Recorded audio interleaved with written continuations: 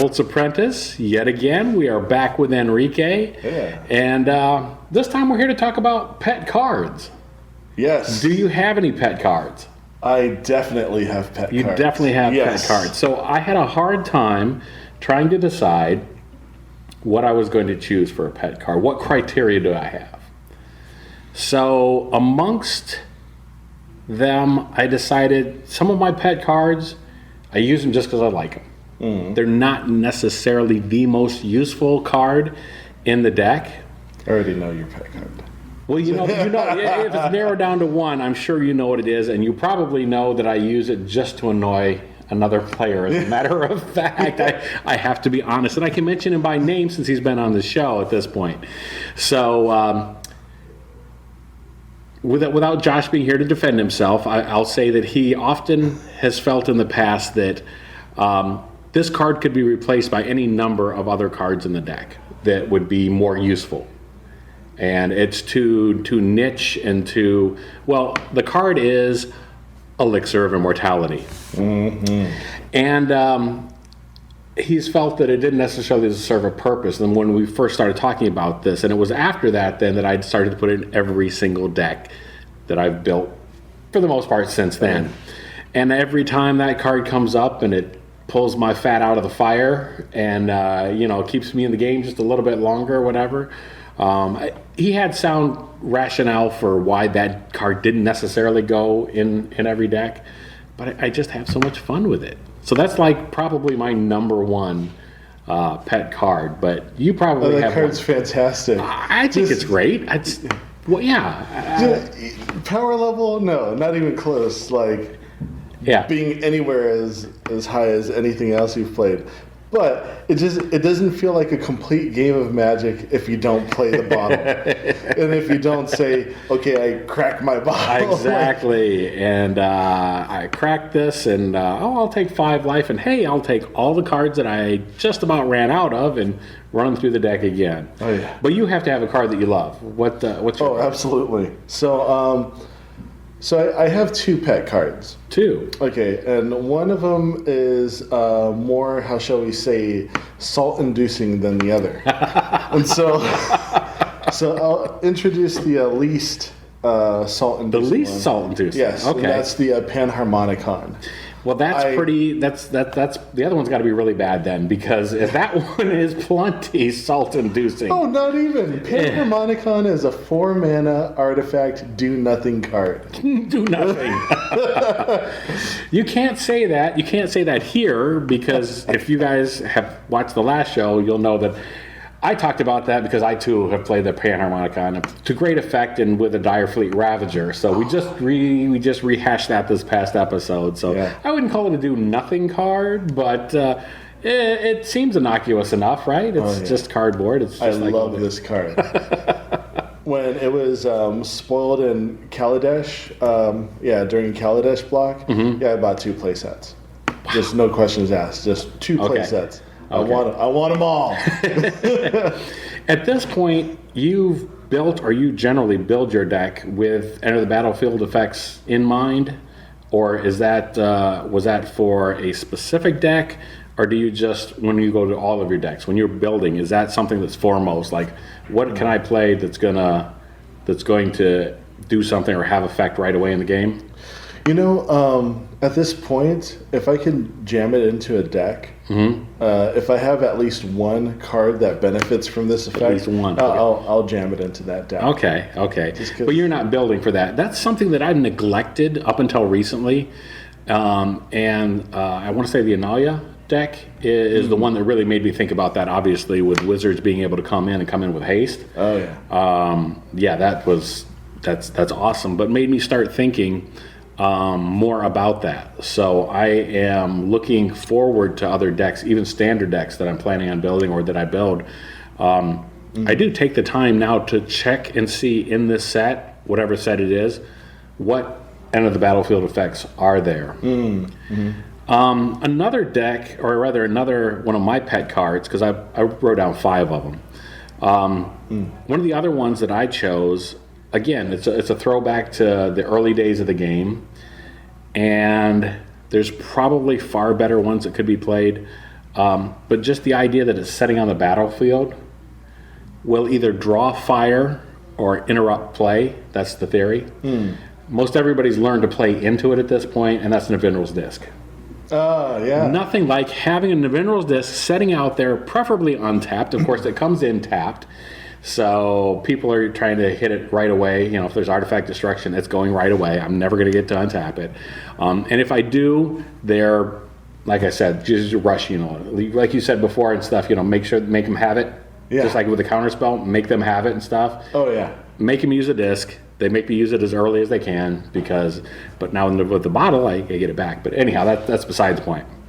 But Navinral's disc is another one that's a favorite of mine, and I put in, and there's probably better removal, you know, mass removal at this point or whatever. But just for nostalgia, I can't help it. I love my disc. Well, what's great about the disc is that you could put that in any deck. Any deck, sure. Say, for example, a green deck. You know, you don't have a lot of access to just mass removal with a green deck, typically. Right. Or even a blue deck. You know, you have mass bounce maybe with a blue deck, but as far as destroying creatures and artifacts and enchantments, yeah, in the Navinral's desk, you can put that anywhere. Right. Which is pretty great. So you had another one. Ah, yes. The saltiest. My precious salt mining card is Cyclonic Rift. So in Ravnica block, Return to Ravnica, I should say.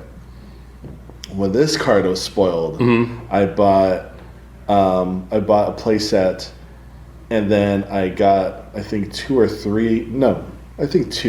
out of boxes, just cracking packs. And so, yeah, I definitely love this card. So when it comes to that, you talked about buying play sets of them and getting a few here and there. Yes. When you shop for cards, do you? Because I'm terrible. If I see a Magic card, I buy it. If it's a starter pack, I'll buy it. If it doesn't matter. I'm buying way too many cards. We talked about that already and stuff.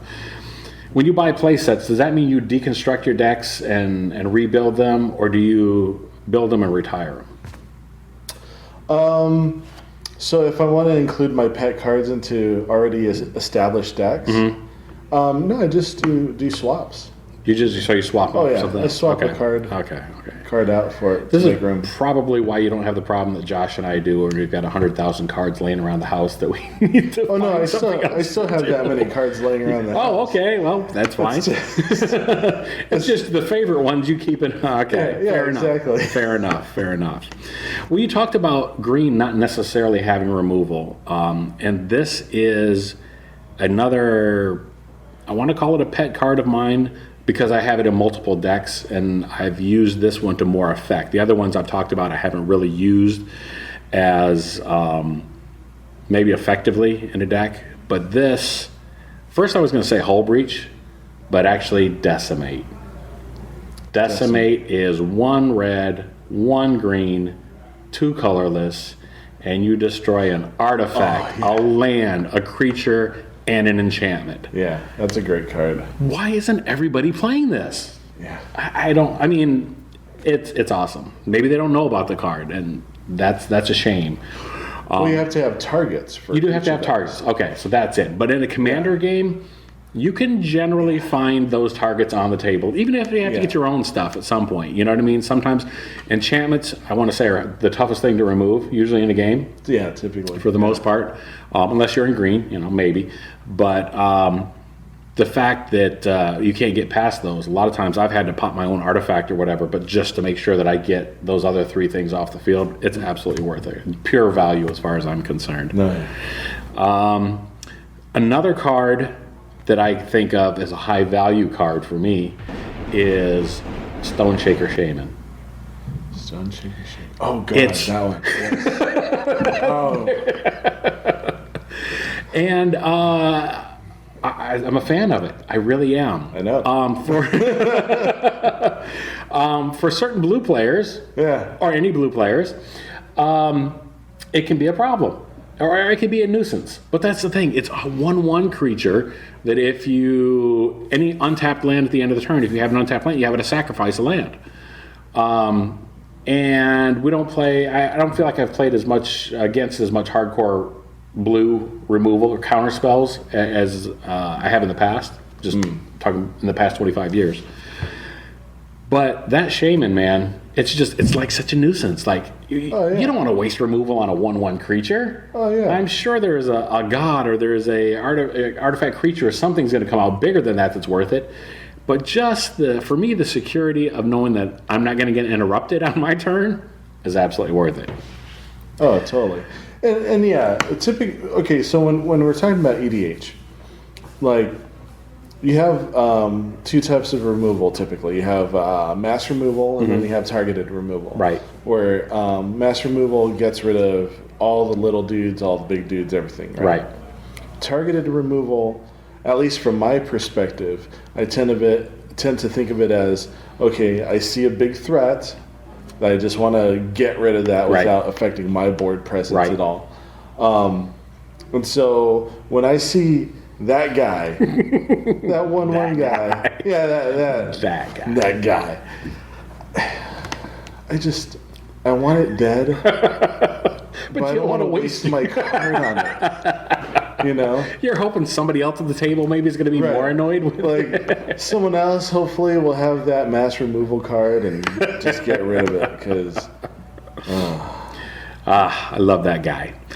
Speaking of that guy, my final of my favorite pet cards is the Reaper King. Oh, okay. And so I'm including that as a pet card, though he doesn't go in every deck. I do have 2 commander decks that feature the Reaper King. And I like what he does, but now this goes back to him not being incredibly effective. That is to say, he's seen as a threat right away, and so he gets taken out very quick as soon as possible. I can think of only maybe one game where I managed to get him off and maybe get 12 triggers off of him because of a ghostly flicker or something. It was enough to have the other guy sweep at that point and stuff when we realized that all of those things, all those scarecrows coming back into the field were seeing each other and causing the effects. They go well with Panharmonicon. Yeah, absolutely. Making me think that, yes, I do need a play set of those also. Not even a play set. How many decks do I have? 18, 20 commander decks. Probably each one could use the Panharmonicon. Oh, yeah. But yeah, that's another one of my pet cards that I think just because I like it, I'm a fan of it. I challenged others to build that. You did actually build. Yeah, you did build a deck for that. I have yet to see him used to great effect because it's kind of a one-trick, kind of a glass cannon.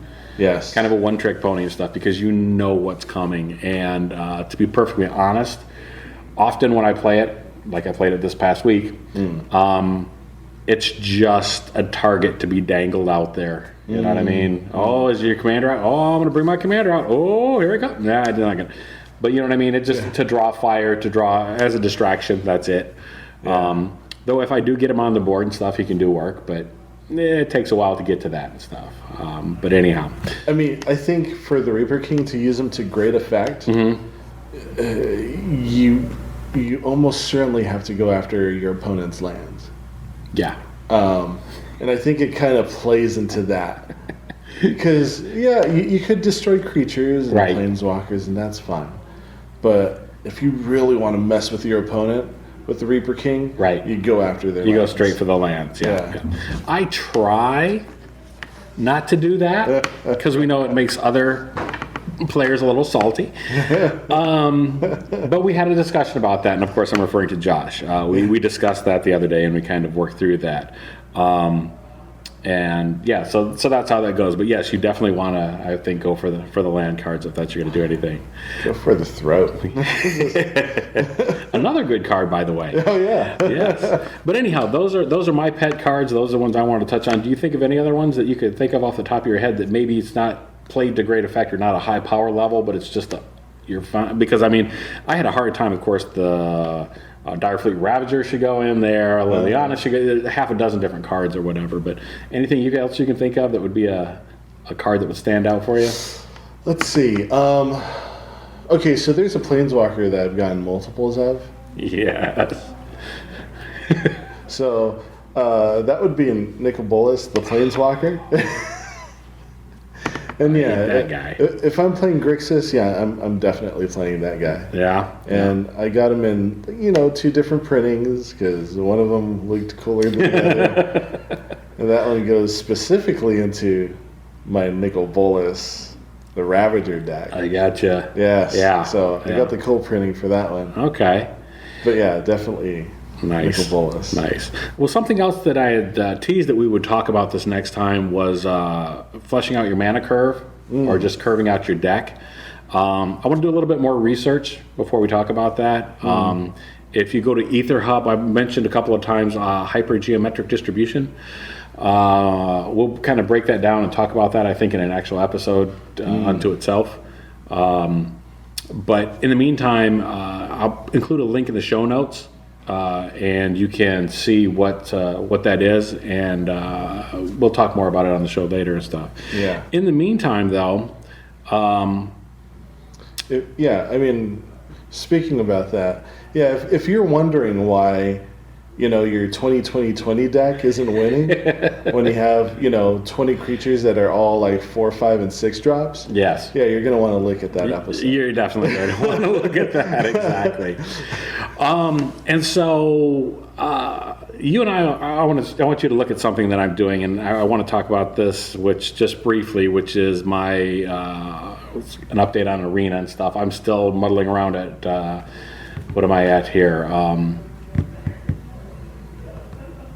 Gold? No. We got past gold. Platinum. Platinum. Yeah, we haven't reached diamond yet. It's platinum that I'm at right now. Okay. But I did the unthinkable, and that is the deck. That is the deck title, the unthinkable. As much as I hate planeswalkers, I built a planeswalker. I crossed over to the dark side. So I'm going to have you, and I'm actually going to call it up here, and you should be able to see it on screen too. But maybe you and I will look at this and discuss a little bit more. My planeswalker deck. And so we won't go into it on the air or whatever, but it'll be something for you guys to look at, and we'll talk about that next time. In the meantime, thanks for joining Tibalt's Apprentice. Yeah.